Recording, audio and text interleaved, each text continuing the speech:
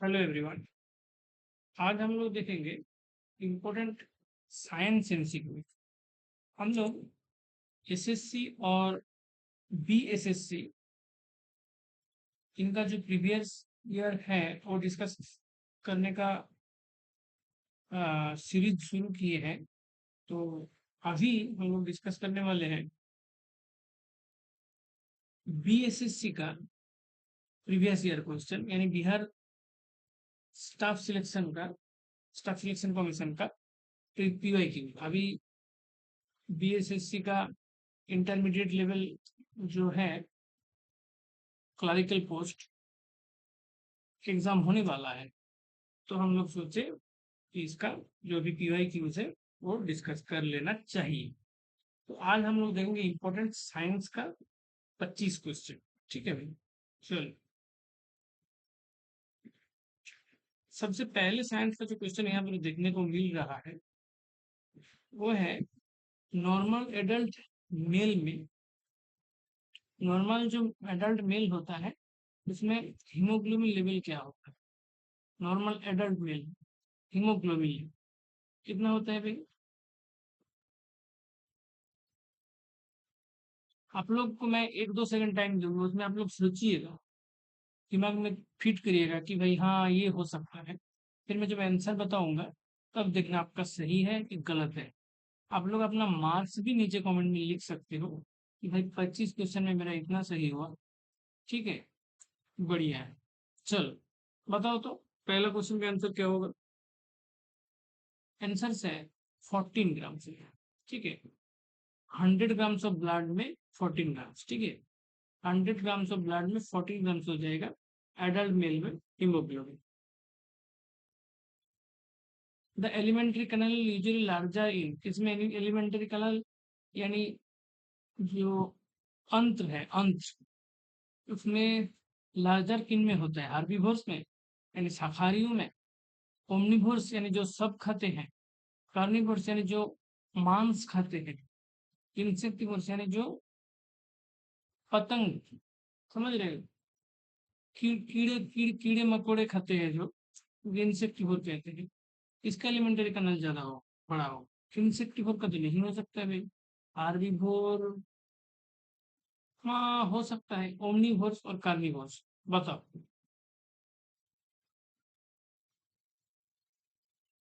Carnivores, ठीक है, बिल्कुल याद रखना।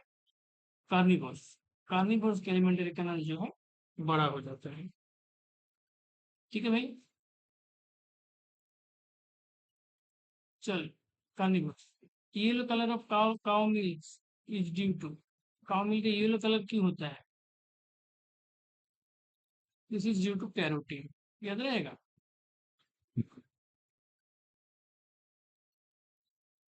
कैरोटीन, कैरोटीन और कहाँ देखने को मिलता है? कैरोटीन कैरोट में देखने को मिलता है, जिसकी वजह से कैरोट का कलर जो होता है थोड़ा ऑरेंज टाइप का होता है। कैरोटीन एक पिगमेंट होते हैं।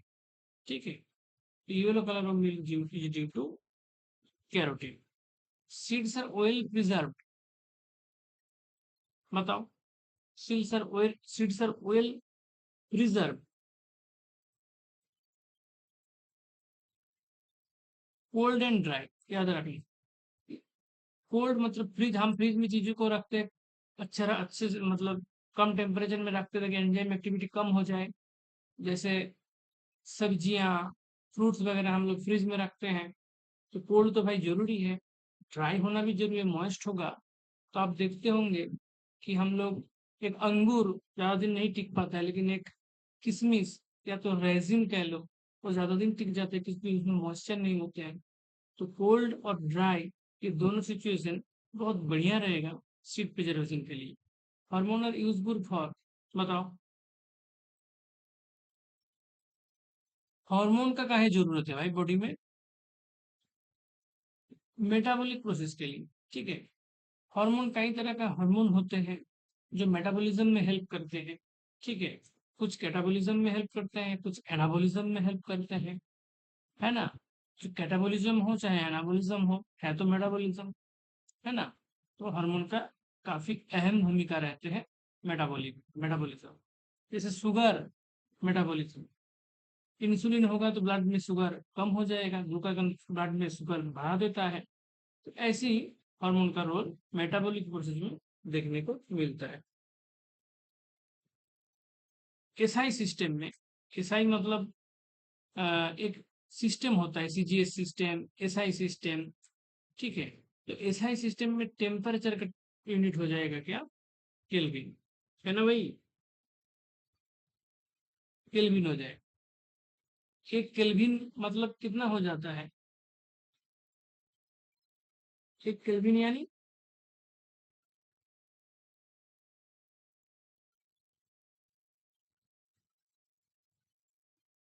केल्विन का मतलब हो जाता है -273 डिग्री सेंटीग्रेड। समझ रहे हो, कितना याद रखना आप लोग को जरूरी हो जाएगा। एक केल्विन मतलब -273 degree centigrade. Atomic mass unit 1 AM equal to कितना होता है बताओ तो।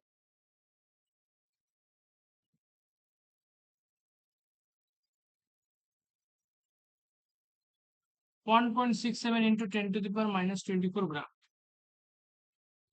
1.67 इंटू 10⁻⁻24 ग्राम।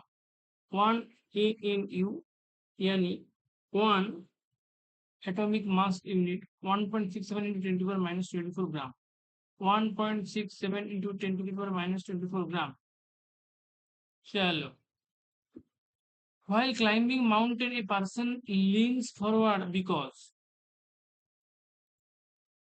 माउंटेन चढ़ने के टाइम पर्सन क्या हो जाता है, लीन फॉरवर्ड, सामने तरफ झुक जाते हैं। क्यों, क्यों भाई ऐसा क्यों होता है। दे कैन वॉक फास्टर, ताकि वो लोग फास्ट चल पाए। The chances of slipping reduce, conserves energy, increase stability. बताइए तो, आंसर हो जाएगा इंक्रीज स्टेबिलिटी। जब माउंटेन क्लाइम करते हैं पर्सन क्या होते हैं, सामने तरफ झुक जाते हैं ताकि उनका स्टेबिलिटी बढ़ जाए। इससे क्या होता है, स्टेबिलिटी इंक्रीज हो जाती है। चलो आगे देखते हैं। Cricket player lowers their hands while catching a ball to prevent injury. This is, ये क्या है बताओ। Principle of conservation of momentum, ठीक है। Principle of conservation of momentum, momentum यानी mass into velocity, M V. Momentum को कैसे लिखा जाता है, एम वी। और इसका कंजर्वेशन होता है यानी m1 v1 is equal to m2 v2, ठीक है। अगर m बढ़ेगा तो v घट जाएगा। अल्टीमेटली इन दोनों का जो प्रोडक्ट है, मल्टीप्लिकेशन प्रोडक्ट, वो कंजर्व्ड रहता है, वो कभी चेंज नहीं होता है। इसी को बोलते हैं principal of conservation of moment. और जब क्रिकेट प्लेयर बॉल कैच करते हैं तो उसी law of conservation of momentum काम में आते हैं। ठीक है भाई, आगे बढ़े। Speed of air increases over the wings of an airplane. Speed, sorry की भी दिया हुआ है। If the speed of air increases over the wings of an airplane the pressure on the wings क्या हो जाएगा बताओ तो। बिल्कुल भाई, डिक्रीज हो जाएगा, है ना। एयर का स्पीड बढ़ जाएगा तो प्रेशर डिक्रीज हो जाएगा। थ्री प्राइमरी कलर्स क्या क्या हो जाएगा भाई, ये तो सब लोग को कमेंट करना चाहिए। सब लोग कमेंट करिएगा, जितने भी लोग देख रहे हैं, चाहे एक लोग देख रहे हो, उन्हीं को ही कमेंट करना है नीचे, ठीक है।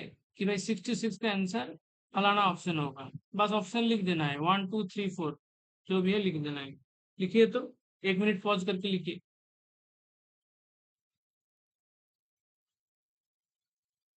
आंसर बता देता हूँ अब। अब आप लोग लिख लिए होंगे कमेंट में, ठीक है। अब आंसर, सटीक आंसर हो जाएगा एक, यानी ब्लू ग्रीन रेड, ठीक है। रेड ग्रीन हो जाएगा, उसके साथ ब्लू आ जाए, ठीक है।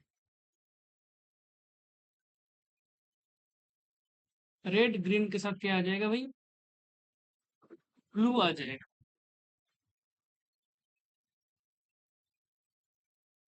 Diamond is extremely hard, graphite is क्या हो जाएगा बताओ?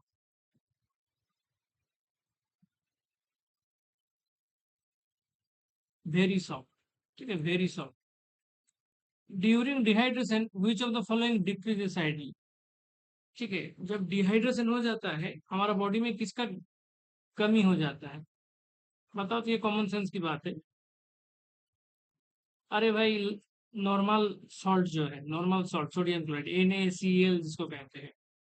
तभी ना हम लोग जब डिहाइड्रेशन हो जाते हैं, हमारा वॉमिटिंग होते हैं, तब हम लोग को ORS दिलाया जाता है। ORS नहीं रहता है घर में, मम्मी क्या कर देती है? शकंजी बना देती है। थोड़ा सा आ, चीनी डाल देती है, शक्कर, थोड़ा सा नमक, घोल के बोलता है बेटा पी लो। क्योंकि उसमें सोडियम क्लोराइड रहते हैं शकंजी में। मम्मी जानती है इसका डिहाइड्रेशन हुआ है, मतलब NaCl का कमी हो गई होगी शरीर में। समझ रहे हो? आगे बढ़े। Amount of blood is an, amount कितना होता है बताओ तो? ब्लड, ये तो पता होगा काफी लोग को। भाई 4-5 लीटर है, ठीक है। 4-5 लीटर ब्लड हम लोग कैरी करते हैं। Plants content dash but animal do not. ऐसा क्या है प्लांट में जो एनिमल में नहीं?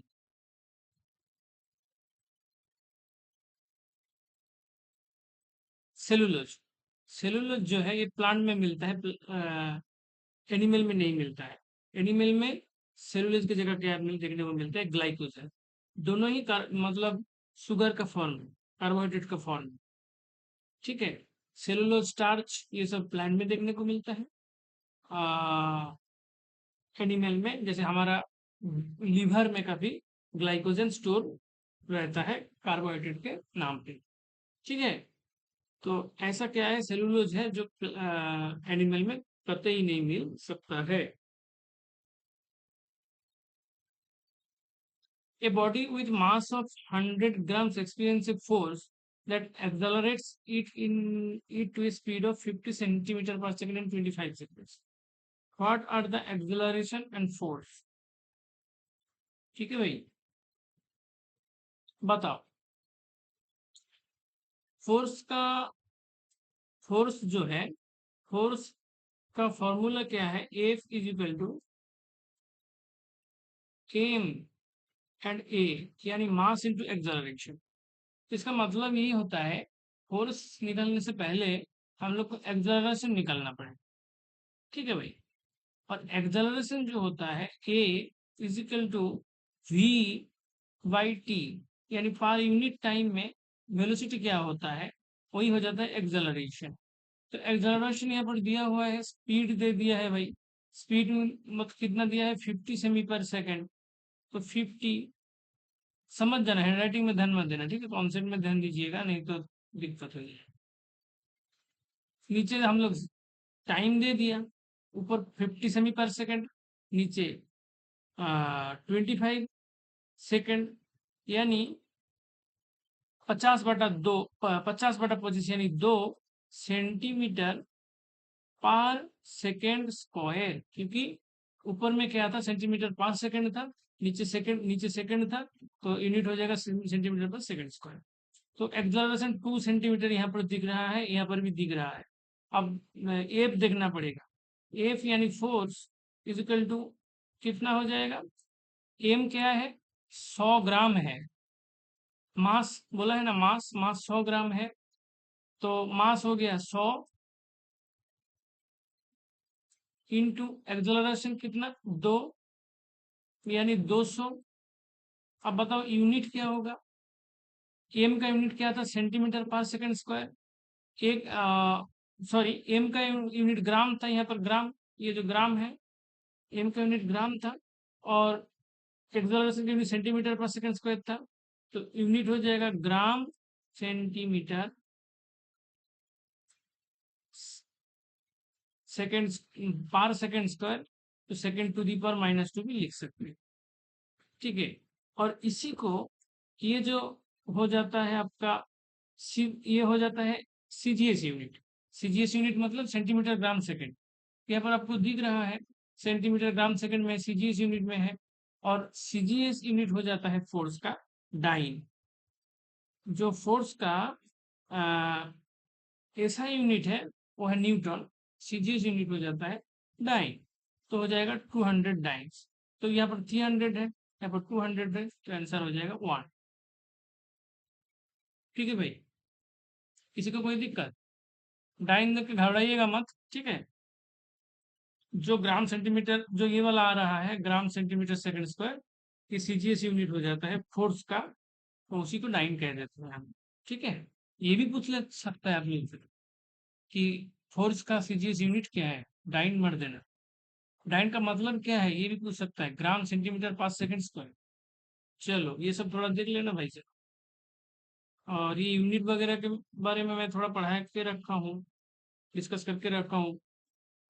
फिजिक्स वाला जो प्लेलिस्ट है चैनल में, वहाँ जाकर विजिट करना। थोड़ा बहुत फिजिक्स जो जरूरत है वो काम चलने लगेगा, आपका हो जाएगा। एसएससी टाइप का एग्जाम निकलने के लिए काफी रहेगा। चलो 72, यहाँ पर देखो, the relation between speed and acceleration and distance. Speed, acceleration, distance. Speed मतलब क्या हो जाएगा, v। इक्वेशन में v रहना चाहिए, स्पीड v रहना चाहिए। एक्सेलरेशन यानी ए को कई बार एफ से भी डिनोट किया जाता है, ठीक है। यहाँ पर ए ही दिख रहा है तो ये ले लिया। और डिस्टेंस को हम लोग एस से डिनोट करते हैं। तो देखो भाई, यहाँ पर v तो है, ये यू नहीं है, ठीक है। ए है एक्सेलरेशन, ए भी है लेकिन एस नहीं है, तो इसको हटा देते हैं। B square is equal to u square plus 2a s, हाँ यहाँ पर दिख रहा है। S is equal to u t plus half a t square. ये यू जो है, यू और वी में डिफरेंस होता है। यू जो होता है ना, यू हो जाता है इनिशियल स्पीड, वी हो जाता है फाइनल स्पीड। ठीक है, तो स्पीड यहाँ पर नॉर्मल स्पीड बोल के रखा है, ठीक है। तो ठीक है भाई, एस समान, एस जो है is equal to u t plus half a t square. S is equal to u t, ऐसा तो हम लोग जनरल इक्वेशन कभी मानते नहीं है। तो दो s, v is equal to u plus a t, ये तो इक्वेशन तो ठीक है लेकिन इसमें एस नहीं है। तो अब ये होगा या तो ये होगा, s is equal to u t plus half a t square. ये जनरलाइज कंडीशन में इसको हम चुन नहीं सकते हैं, ठीक है। देखो भाई,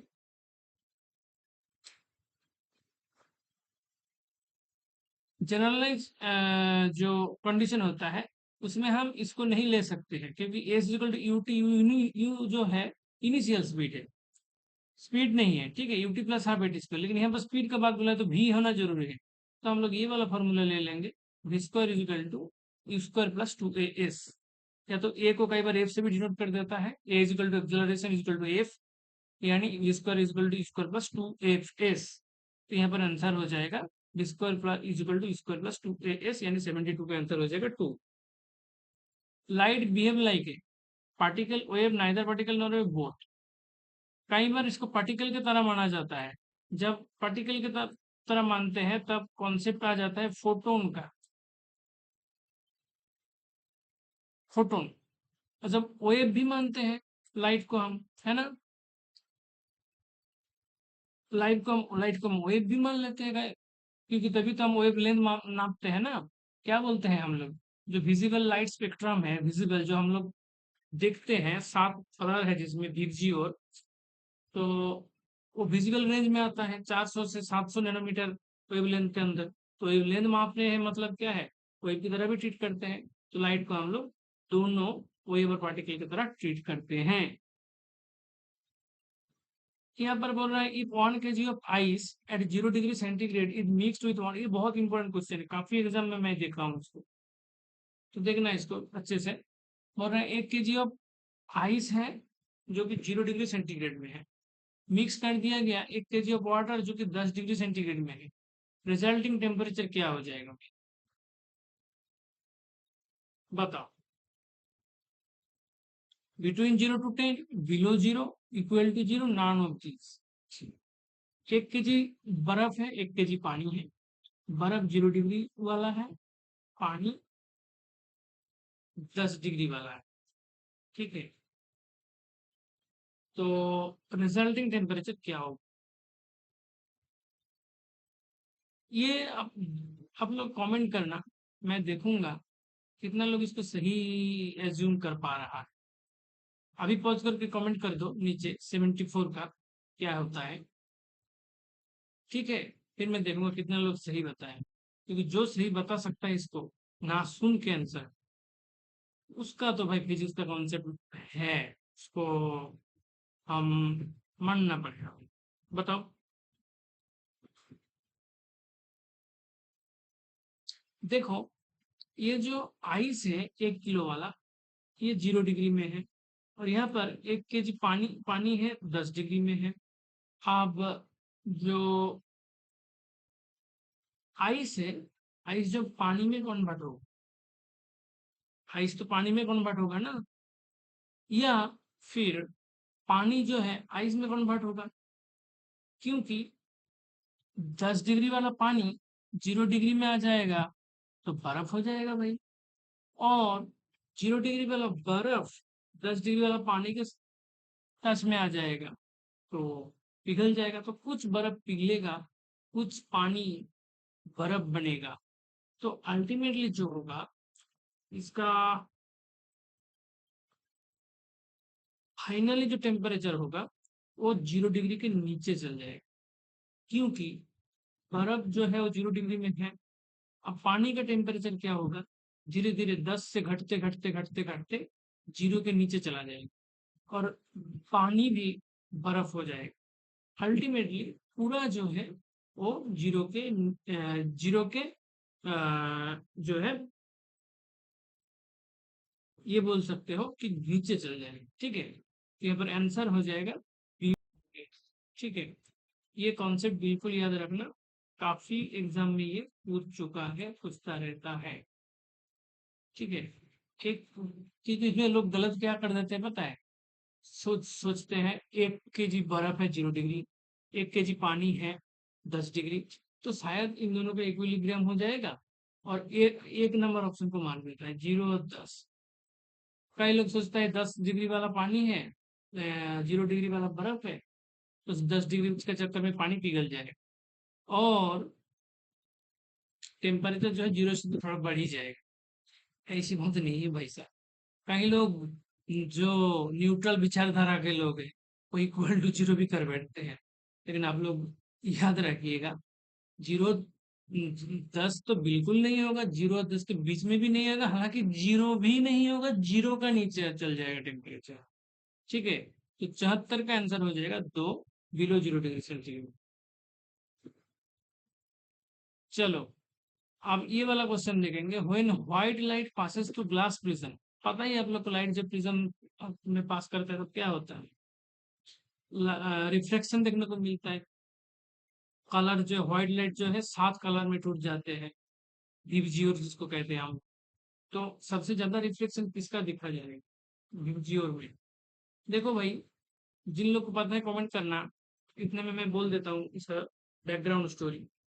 विबजियोर में अब लोग अगर देखोगे तो रेड लाइट जो होता है ना भाई, रेड लाइट का वेवलेंथ बड़ा कम होता है। ठीक है, और इसीलिए रेड लाइट का रिफ्लेक्शन भी बहुत कम देखने को मिलता है ना।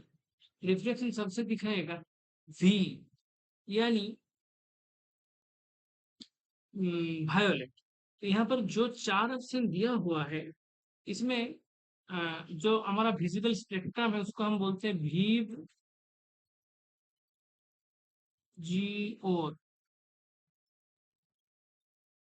यानी वायोलेट 7, व्हाइट कलर में 7 रंग रहते हैं, violet, Indigo, blue, green, yellow, orange, red.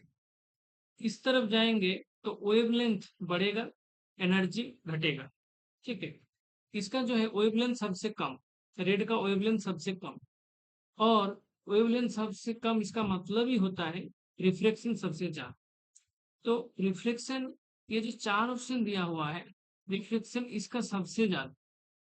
ठीक है, ठीक है भाई, सॉरी सॉरी सॉरी, मैं गलत बता दिया, वेवलेंथ सबसे ज्यादा यानी रिफ्लेक्शन सबसे कम।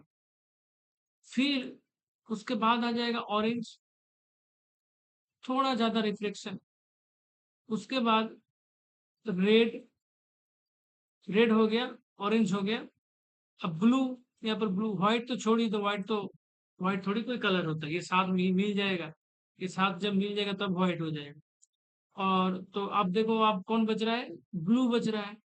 तो जो ऑप्शन के हिसाब से अगर देखा जाए, तो इधर वेवलेंथ बढ़ रहा है, यानी इधर रिफ्लेक्शन घट रहा है, तो इधर रिफ्लेक्शन बढ़ रहा है, तो ब्लू का जो है रिफ्लेक्शन सबसे ज्यादा होगा, यानी option number A will be the correct answer. ठीक है भाई, 75 का 1 हो जाएगा ब्लू, ये सबसे ज्यादा रिफ्लेक्ट होगा। ठीक है, अब 76 के बाद जो है मैथमेटिक्स है, उनको हम डिस्कस नहीं करने वाले हैं, साइंस डिस्कस करते हैं। साइंस हम पिछला वीडियो में हम लोग जनरल नॉलेज डिस्कस कर दिए, यानी आर्ट्स वाला क्वेश्चन, हिस्ट्री जियोग्राफी पॉलिटी का जो क्वेश्चन था 50, पहला 50 डिस्कस कर लिए हैं। साइंस 25 साइंस रहता है बीएसएससी में, ये बीएसएससी का प्रीवियस ईयर क्वेश्चन पेपर है। तो टोटल 100 क्वेश्चन रहता है, उसमें पहला 50 question history geography politics economics ये सब से है, वो हम लोग पिछले वीडियो में ऑलरेडी डिस्कस कर रखे हैं। इस वीडियो में हम लोग साइंस का जो 25 क्वेश्चन आया था वो डिस्कस कर लिए हैं। मैथ्स का अभी क्योंकि मैथ्स में ऐसे मैं तो अ, ऐसे भी सॉल्यूशन कर करके जा सकता हूँ, लेकिन उसमें बिना बोर्ड यूज किए आप लोग को शायद उतना समझ में ना आए, तो इसीलिए अभी फिलहाल मैथ को रहने देते हैं, आगे का भी देखेंगे। साइंस का डिस्कशन जारी रहेगा, और बाकी जो जीएस है वो तो करता ही रहता हूँ मैं। तो मेरा काम है जीके और साइंस को स्ट्रॉन्ग कर देना आप लोग का। ठीक है, तो ठीक है, ऐसे ही इम्पोर्टेंट वीडियो पाने के लिए वीडियो को लाइक जरूर करिएगा, चैनल को सब्सक्राइब करना मत भूलिए, क्योंकि आगे बीएसएससी के लिए बहुत कुछ करने वाले हैं हम। तो stay tuned guys, thank you very much, love you all.